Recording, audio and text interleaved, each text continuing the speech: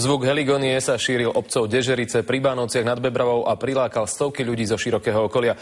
Sála miestneho kultúráku praskala vo švíkoch. Heligónku si ľudia mýlia s akordeónom. Heligónka je špecifická svojimi basmi. Podľa toho má aj názov, že tie basy imitujú v podstate heligón. Trúbu v podstate, hej, čiže... To je vlastne imitácia toho heligónu. V Dežericiach sa predstavili muzikanti zo Slovenska, Česka či Rakúska. Najstarší účastník, pán Chládek zo Súčian, má už 83 rokov. Hráva takmer 70 rokov. Možná, že tak od takých, čo ja len 15 rokov, no keď som si už čosi zarobil, no, na to.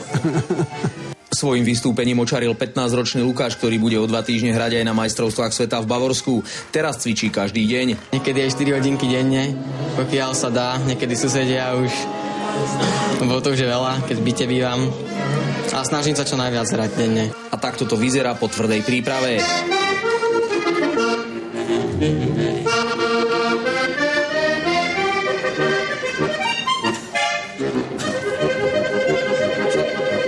Či je ťažké naučiť sa hrať na heligónke, sme dostali jasnú odpoveď. Zatiaľ som každého naučil hrať. Takže nebol taký, čo by nezahral ani jednu pesničku. Tak sme si to vyskúšali. Treba povedať, že nikdy predtým som nedržal heligónku v ruke. Výuka trvala približne 4 minúty.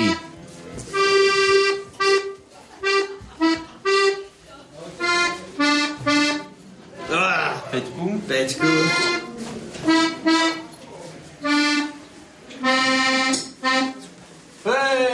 Z Dežeríc Michal Bujna, televízia Markíza.